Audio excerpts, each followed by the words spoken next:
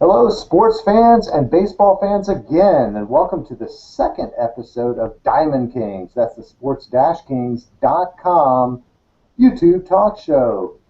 We're in for a good 30-minute discussion of all the latest baseball topics, and we've got some expert bloggers with us today, starting with Leroy McConnell III from Dallas, Texas. How are you doing tonight, Leroy? Home of the Rangers, baby. Home of the Texas Rangers. Texas Rangers. Shout out. All right. How about you, Kelvin? How's the weather up there in the Northeast? Still below average, but we're all right. Probably not as warm as Leroy and I are experiencing right now. You know, low to mid 80s. Nice and balmy. A little bit of humidity down here. Probably a little drier up where Leroy is. But it is baseball season. The weather is warming up. And so let's warm up with the first discussion of the day. And I'd like to talk a little bit about Derek Jeter. Now, he's off to a slow start, about 250 batting average, no home runs. There's pitchers in the National League that have more home runs than him right now. Is this a problem for the Yankees? Are they going to be able to stick with him for the whole season? I mean, they have to, right? It's his last season. And then the corollary to this is, what are we looking at for the AllStar Game? I think you can't put him in by his numbers. So does he get into the All-Star Game? Do the fans vote him in? How does that work? Would it be a travesty if he's not in the game? And we'll start with our guy from the Northeast, Kelvin, who has Derek Jeter on his Facebook page as the cover photo. So, Kelvin, your thoughts on Derek Jeter, his start, and All-Star Game prospects? Well, let's not forget we're only a month and a couple weeks into the season right now, so I'm not looking into those numbers just yet and being alarmed by around 250 right now. That's the least of our worries. We need to start scoring runs and getting hits with runners in scoring position. So that being said, let's not forget 2 years ago, Derek Jeter started out the same exact way, ended up batting around 270 for the year. He didn't make the All-Star team that year, but this year's a different case. It's his final season. He's been the poster boy for Major League Baseball for almost his whole career. He's the captain of the team. He puts fans in the seats. The fans are coming to see him and congratulate him on his 20 years. Is a rarity these days with one baseball team. Probably won't see it again for a long time. And yeah, he's gonna get. If he doesn't get the fan vote, I'm gonna be very disappointed because Kobe Bryant made the All-Star team starting lineup, only playing like 4 games in the NBA. So if he doesn't make it based on fan vote, I'll be just disappointed in baseball fans in general because of what he's done for the game. He's done everything right. He hasn't been in any steroid talk whatsoever, and he's played in the steroid era. And I want on the manager's pick to make the team. I don't care if he's not in the starting lineup. He should still be at least a reserve on the team if he doesn't make the starting lineup because he'll get thrown out there like Rivera. He'll get the treatment, the 8th inning, come out in the 9th, get the standing ovation from the fans. Does he need to get the MVP like Rivera? No. But he needs to be at the game to get recognition from the fans on being a great career. Yeah, a lot of good points there. What do you think, Leroy? Well, like I said, I agree with Kelvin. We are talking about El Capitan there. Just batting 250. Who cares? It's beginning of May. 6 more hits, he'll be batting 300. So, 20 years of lifetime achievement. We don't, or the Yankees did not pay Jeter $12 million to hit home runs. That's what Teixeira was there for, or Soriano was there for. Jeter will hit the ball. It was in the big bad slump when he was going after his 3,000 hit. So, it's too early to sit there and complain about sitting Jeter down. Maybe he needs a day off every now and then. That probably will help him out a little bit. We don't expect him to. He's not 25 years old anymore. As far as an All-Star, game, it's Cal Ripken Jr. Treat him like that. We don't have any shortstops in the American League worthy of that spot. So yes, he should be a fan favorite pick, and he probably should just play the whole 9 innings anyway. So I agree with Kelvin. It's too early to pick on Derek right now. If you want to pick on somebody, pick on Soriano or pick on Teixeira or focus back on A-Rod if you want to, but leave the captain alone. Yeah, we have a whole different debate about whether A-Rod should make the All-Star team, but I guess that's kind of a moot point right now. No, I think it is too early to judge. I think Derek Jeter is a traditionally cool starter. He's not like some of the other guys out there that just go out in April tearing it. He was also hurt last year, so he's still getting his timing back. Plus, this whole shock of the first retirement year. I mean, I was there for his first opening series in Houston.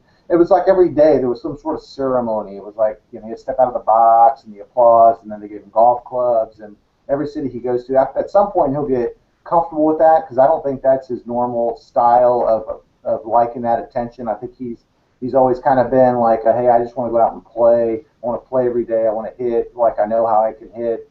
And his talent hasn't gone down that much. It's certainly a good comparison to what Craig Biggio did for the Astros towards the end of his career, pushing towards 3,000 hits. The team wasn't in the playoff hunt as much, but the fans wanted him out there. He did his job. He represented the team. He's still involved with the team. So I think we'll see Derek Jeter continue. I think he'll improve. I think he'll end up around 280, 290. I think the Yankees will make the postseason. He'll be a part of it, which is everything it should be, given everything he's done for the Yankees the last 20 years. As for the All-Star team, I agree. He should be voted in. I'm not for the fan vote in general. I think it takes away from guys that perform out of big markets. But if you look at what Jeter has done, if there's ever a time, just like Cal Ripken in that last All-Star game, as you talked about, Leroy, where he was voted in at third base and then A-Rod pushed him over to shortstop symbolically, I think Jeter should start the All-Star game at shortstop for the American League. He's represented the American League so well the last few years. So no question he should get in. If there's going to be a fan vote, then it should be all about Jeter. And I think he'll get in on that acclaim.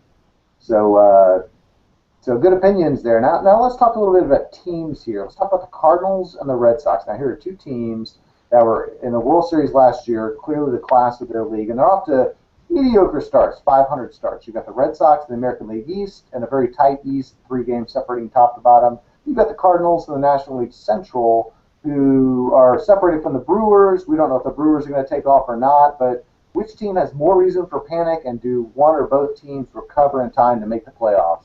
And this time we'll start with Leroy. Well, I think the Red Sox have more reason to panic for the fact that the AL East is very competitive. You have the Yankees, you have Baltimore, who's leading the division, Toronto. It's a black and blue division. They'll beat up on each other. And like I said, Boston's okay right now because you haven't heard anything from Ortiz or Pedroia. You haven't heard a peep out of them. And I believe Shane Victorino's been hurt as well as on the disabled list. So they really haven't played. They haven't been on their A game yet. But I like St. Louis. I mean, are we really afraid of Milwaukee? I mean, Milwaukee's about 4.5, 5 games in front.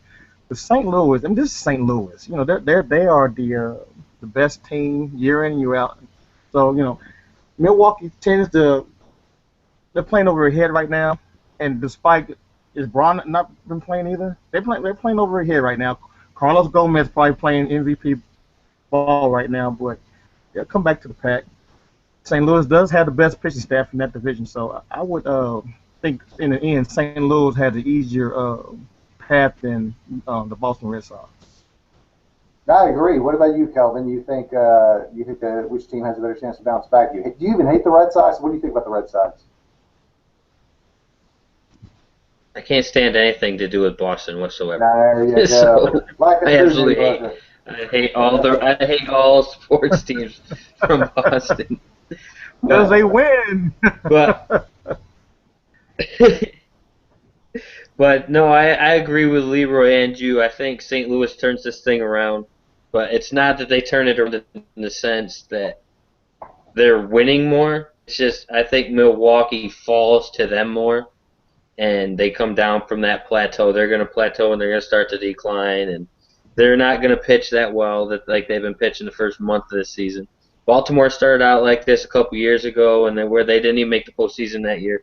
So I'm not too worried about Milwaukee in general. I think St. Louis wins the division, but it's going to come down to St. Louis and Cincinnati and Pittsburgh again. It's going to be those 3 teams. Pittsburgh's going to right the ship at some point. that pitching staff will turn their season around, and they're going to start hitting the ball as well. I look at the AL East, and I look at every team but Toronto has a run differential that's negative. Toronto is the only positive run scoring team in the league, and their only run scoring is +4.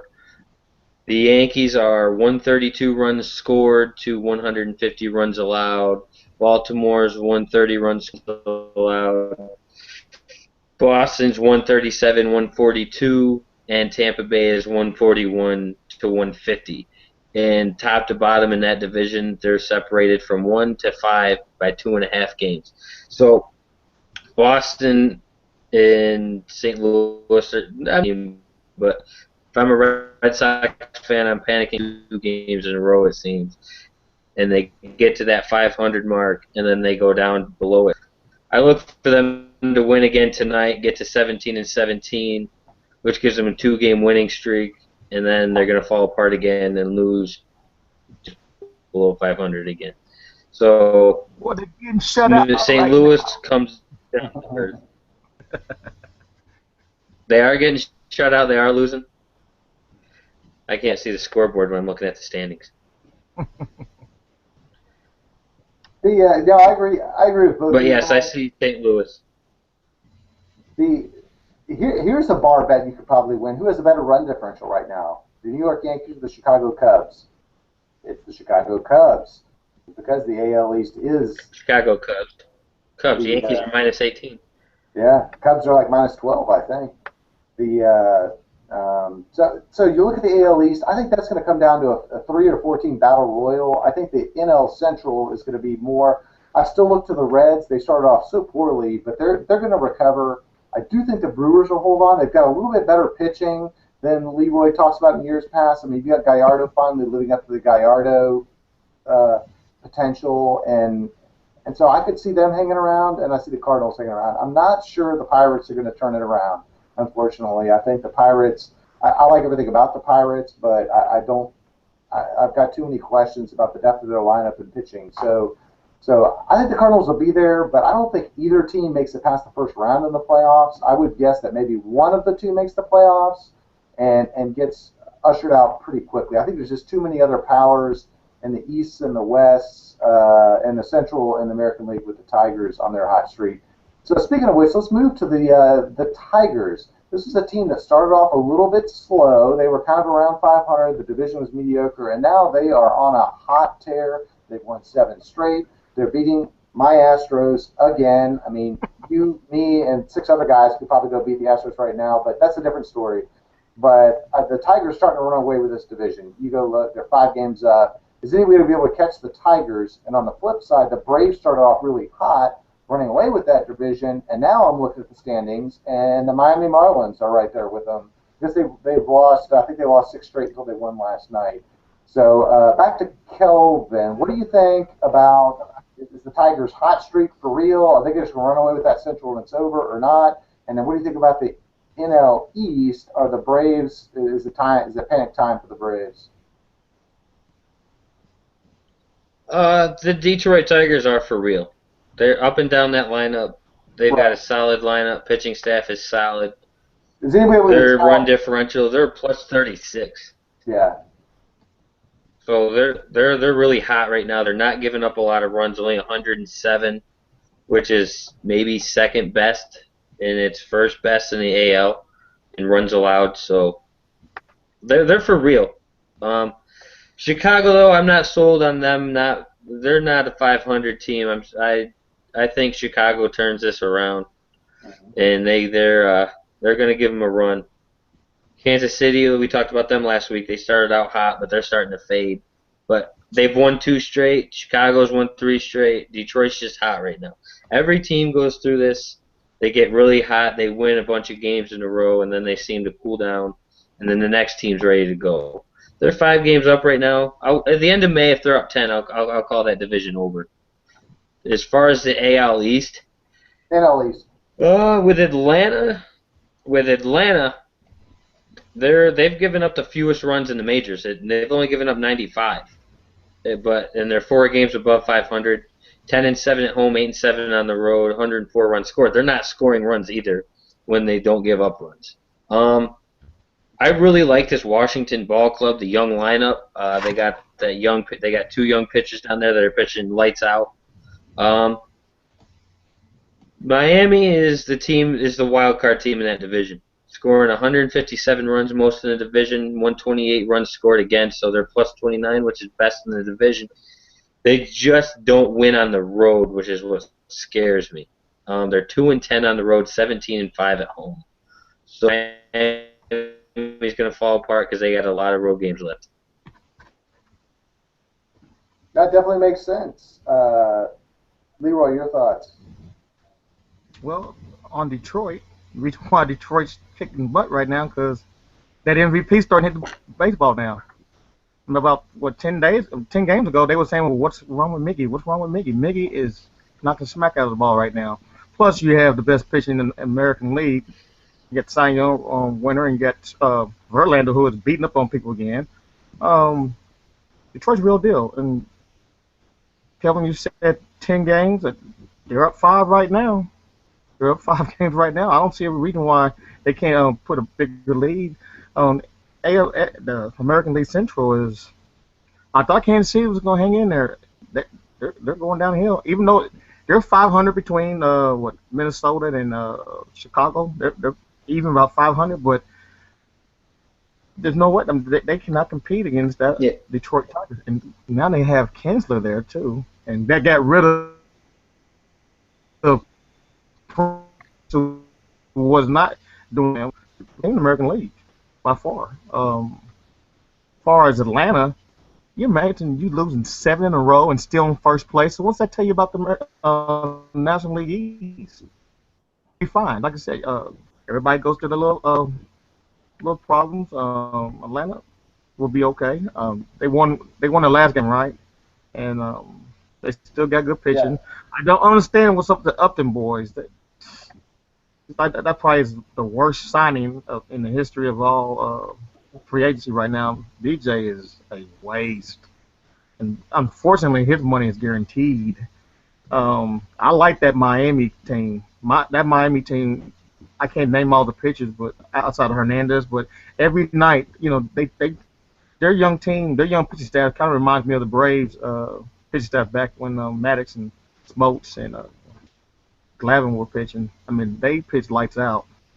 They're good. They're a good ball squad. I would think they would contend more so than the Washington Nationals. So, Atlanta's the class of that division, but I have to agree, Miami's right behind them. Good points all. I'm finding a trend here that whoever's playing the Houston Astros suddenly is surging, because right after the Royals beat the Astros, it was like, oh, now they're in first place and they're doing great. Now the Tigers are playing the Astros, and guess what? The Rangers need to play the Astros. That's what Leroy's praying. Hey, you'll get your 18 pops. You've only got 6 so far. I think you're 5-1. But anyway, I see. I mean, here's a stat that surprised me when I looked at it, that the Astros have outscored the Braves this year. Speaking of Astros, and the Astros have been pretty miserable offensively. They have no real rhythm. Everybody's batting 200 or below. Leroy's right on it. Those Upton brothers got to get it going. I mean, Freddie Freeman will be consistent, and they've got some other talent, Andrelton Simmons and et cetera. But that offense will click. I think that offense will get it back going together, and they've got good pitching. And of course, they got one of the best closers in the game. So the Braves will be right there. I do think they're in a competitive division. I still fear the Nationals more than the Marlins. I think with the top end of that rotation, it's tough to compete. If Strasburg stays healthy, we hadn't seen him pitch 220 innings a year. As far as the American League Central goes, I'd certainly think the Tigers, talent-wise, up and down. I mean, you go with the Scherzer, Verlander 1-2. They're tough to compete with. It remains to be seen if Joe Nathan can be the closer that they need. They've lacked a closer all these years. But certainly the White Sox, Abreu, Player of the Month, Rookie of the Month, and they're still about 500. So they're going to need some other guys to step up there to compete. But at the end of the day, I mean, the Tigers are going to be in the playoffs. So they've just got too much talent to be otherwise. And I think the Braves will be too. This is a temporary setback, and they'll recover. So let's move away from the players and the teams and talk a little bit about like what we like to see when we go to baseball games. I like to ask each of you, which do you like to see more if you've been at a game? And have you ever seen one?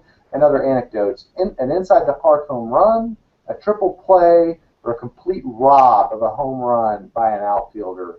And we'll go to Leroy this time. Your thoughts. Inside the park home run, triple play, or home run rob? What do you like best, or what do you like to see?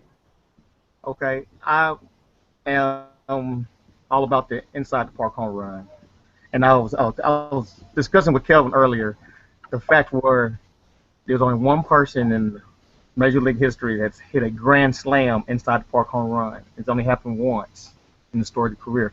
And it was July 25th, 1966. Pittsburgh Pirates versus the Chicago Cubs. And it was by Roberto Clemente. Nice. It was in the bottom of the ninth inning. Wow. Bases loaded, and they needed every single run. And he hit an inside the park home run. And he blew past the third base coach that wanted him to stop, and he's ended up scoring that game-winning run. So I think nothing can top the inside the park home run because you have to go balls out if you want to get inside the park home run. So my choice is inside the park home run. All right, Kelvin, your thoughts. Well, I've never seen any of these three plays at a game when I've attended, but I like the triple play just because you have first and second, nobody out, or you have the bases loaded, and you're looking to avoid a big inning. And what better way to fire your pitcher up than have him get that ground ball to turn a triple play, which is like what happened with CC Sabathia this year against the Tampa Bay Rays. I do believe he turned another triple play, which is the second one in 2 years against the Rays that the Yankees have turned, and they've turned three since CC Sabathia has turned a Yankee. So I like the triple by the inside the park home run, especially Will Myers inside the park home run in Yankee Stadium last week. A 3-run inside the park home run in the new Yankee Stadium it's got to be the hardest thing to do because it's 314 and 316 down the line, and it's 408 to center field. You got to be pretty quick to get that and turn it on. Yeah, so we got 2 votes for inside the park home run. No, you said triple play followed by inside the park home run, Kelvin, and inside the park. You know, being from Houston, we've got that crazy hill in center field, and so there's some crazy things that bounce around there. So I've seen a couple inside the park home runs, but what I want to talk about, and my dad can verify this, when I was a kid, we went to see the Pittsburgh Pirates play at the Astrodome, and to lead off the game, Omar Moreno hit an inside the park home run. And my dad was like still parking the car or something, so he missed it. Came back, looked, and the final score was 1-0. That was it. Kind of like the opposite of Roberto Clemente. And he still talks about how he hits the Omar Moreno inside the park home run. I didn't see any runs at all that game. That's right. You know, that was it. You know, you barely got into your seat. But I'll give a shout out for the rob of a home run.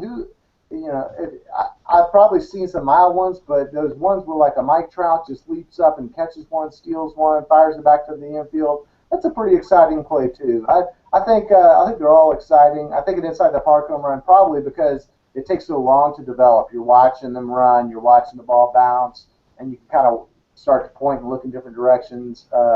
It's pretty exciting too. But that moment when you're like, is he going to catch it or not, and he pulls it back over the fence. I think Carlos Beltran did that one time.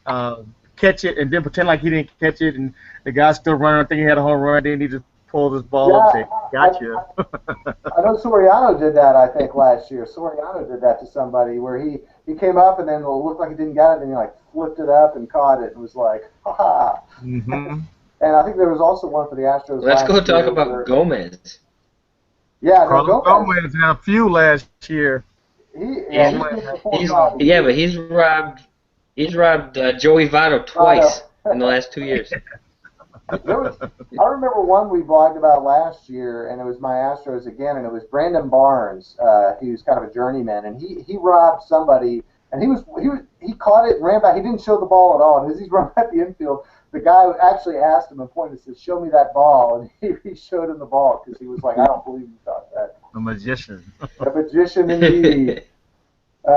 So So we're obviously big baseball fans. A lot of our fans, and hopefully those that watch the show are. What is the best ballpark you've ever been to? Could be major league, could be minor league, could be, I guess, high school, but probably not. But you've all probably been to a half dozen or more. Favorite ballpark you've been to, and maybe a little bit of a reason why. We'll start with Kelvin this time. Well, I've been to several ballparks over the years. I've been to the Rochester Red Wings, which is the Minnesota Twins AAA affiliate. I've been to Toronto up to the Rogers Center. I've been to Progressive Field out in Cleveland. I've been to PNC Park in Pittsburgh. I've been to the new Yankee Stadium. Never made it to the old Yankee Stadium. I have been past Camden Yards in Baltimore, and I have farm team. It's a AA team in Myrtle Beach, South Carolina, and my favorite one, that's what everybody wants me to say because I'm a Yankees fan, but I really like PNC Ballpark in Pittsburgh.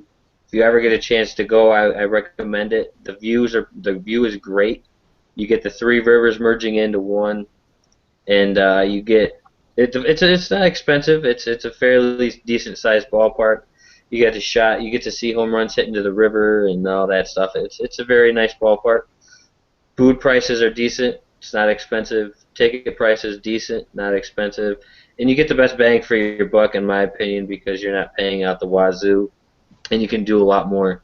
And there's a lot of stuff to do in Pittsburgh outside there. You got Heinz, you have the Science Center across the street, you got the bridge in the background. It's just a really nice ballpark to go visit. Yeah, we got a couple guys, big Pirates fans that write for us, and several times you'll see on our either Facebook wall or Twitter, you'll see posts from the PNC Park. And again, my dad went there once, and nothing but rave reviews for it. I haven't been there myself. I'll weigh in on my opinion in a minute. But Leroy, what ballparks catch your fancy? I haven't been to too many ballparks. I have gone to Turner Field. I have been to Wrigley Field. I enjoyed that a lot. Kansas City, Kauffman Stadium, have been there. Of course, I've been down in Texas, the Arlington Stadium in Texas, across the street from Jerry World. That's right. That's something that you need to see. That is something that you need to see. But, I'm told that frequently. Ballpark in Arlington, I enjoy it. It's a nice family atmosphere. I enjoy it. It's real nice. It's pretty. I always heard that Ballpark, is it AT&T Park, San Francisco? Right. San Francisco. It's nice. I would love to see that. I haven't been to too many, but those are the four I've gone to. Nice. If you ever get a chance, they've been told to check out. Yeah, I've been told to. Oh, go ahead. Finish up, Kelvin. Well, if you ever get a chance and you're in the Ohio area, make sure you check out the Great American Ballpark in Cincinnati. I've heard that has the best reviews out of any stadium ever. So check that out if you get a chance. Yeah, I have been to that ballpark. I went. It was a historic sports weekend. I went, saw that game, I believe, on Friday night, and then Saturday I went to watch my Texas Longhorns play Ohio State. So it must have been 2005. Drove to Columbus and saw that exciting game. But Vince's year, isn't it? Vince, that's yeah, Vince. We beat them there at Ohio State. But the Great American Ballpark, it was a nice stadium. It was a little they weren't that good of a team at that point, and so the crowd wasn't that much into it. It was late in the season, and they were kind of out of it. I have heard from a trusted source, a friend of mine, that says they have the best hot dogs. Go there to get the hot dogs. So Cincinnati Great American Ballpark, get the hot dogs. My personal, I'd vote for the Astros Stadium or Minute Maid Park, but that's a clearly biased opinion. So I'm going to go with Camden Yards. I lived on the East Coast for a while. Really like that ballpark. The setting's great. The atmosphere's great. The sight lines. You've got the warehouse and right. It's right downtown. There's really cool laid-back bars around. You can get crab cakes. You can get all kinds of things there. Booths, barbecue, out in right field. So highly recommend Camden Yards if you haven't tried it. And another stadium I really like, and it's almost like as you walk into the past, is Dodger Stadium. Really hasn't changed much since the 60s. the only thing that's changed is the traffic is 4 times worse than it was, and it was bad back in the 60s and 70s. But kind of an antiquated ballpark, not quite the Wrigley and Fenway, but it's also not one of the new cookie cutter or new type stadiums. So if you're ever out in LA and can work in a game, go sit in the bleachers, check it out. You might find a Hollywood star lurking about. And we got the palm trees and everything, and the weather's always great. Bring a jacket because it gets cool at night. Learn that lesson. So, final discussion point. We're going to venture away from baseball, and that's going to be a new tradition on this show because we're big sports fans. We're baseball fans too, but we're also greater sports fans. So, who do you think my Houston Texans should take in the first round of their pick, or should they trade it? What should they do with the first pick? And I know Leroy's got a lot of opinions on it. Let's start with Leroy. Come on. What should the Texans do? Trade the pick. Trade it. No Johnny football? Come on. Pick your player. You have 4 months. You know what? You guys will get crucified if you don't draft Johnny Manziel since he's a Texas boy. Right. But it doesn't make any sense not to get Jadeveon Clowney. It makes no sense at all. You imagine having Clowney on one side, Watts on the other side. Wow. Y'all need, especially you have to be chasing that damn luck for the next 5-6 years. So I would get Clowney. I mean, he's a for sure pick. Yeah, for sure. He's got too much talent, and Rick Smith likes to go with athleticism. I mean, if you look at the Watt pick, if you look at the Cushing pick, he likes really athletic guys. May not be the right size, not so sure, but the guys that can go sideline to sideline. So, Kelvin, what do you think they should do? And I'll also throw in that there's some rumors the Buffalo Bills might be trying to trade up, get that number 1 or number 2 pick to try to do something with it. So, do you think they would go for the number 1 pick? Do you think the Texans should just settle for Manziel, Clowney? What do you think should happen? Well, let's put this out there. ESPN did their mock draft today. All day, all morning until 2 o'clock. They had their ESPN beat writers in there picking teams for the teams that they write for, and they had the Buffalo Bills trading up to the number 1 spot for the 8th overall pick and 4 picks later, which made no sense whatsoever to anybody, and they took Jadeveon Clowney. You already stole Mario from Houston. You got Mario. Now, I talked about this last week on This Week in Sports. We talked about this because it was rumored that the Texans were going to trade the first overall pick, and I said it would be stupid to pass up Jadeveon Clowney to put him on the line with J.J. Watt on one side and Jadeveon Clowney on the other, when a guy who's being compared to Bruce Smith, arguably one of the best defensive linemen to play the game, and you're going to pass up on that with the first overall pick.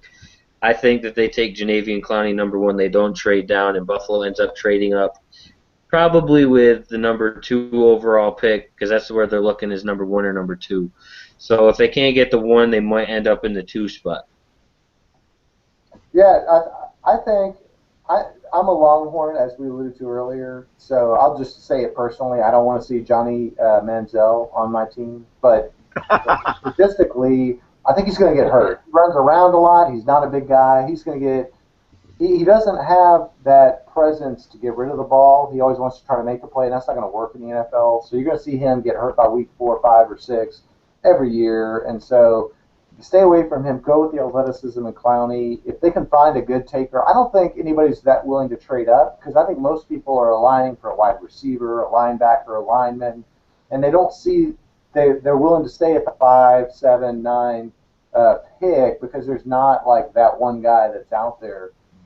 So if we're stuck with the first pick, I would definitely look for Clowney, and I would just say, look, put Clowney with Watt, go with the athleticism, and go from there, and take a QB in the second round. I think the QBs aren't that. There's several of them that are pretty good, but not that good. That's the direction I'd go. So, one more time around the horn, I want to thank my colleagues and co-hosts Kelvin LaPierre and Leroy McConnell III. We'd like to go ahead and plug our blogs. We all blog for sports-kings.com. The baseball site is Reading Between the Seams. Just go to sports-games.com and click on MLB or RBTS. We've also got this YouTube channel, which this will be posted at. We've got This Week in Sports. We've got Kings Court. We've got Ring Kings. We've got all the sports covered. So you want to check us out there. So for my co-hosts and all the people at Sports Games, thanks for tuning in, and we'll be back next week for another round of Diamond Kings. Good night.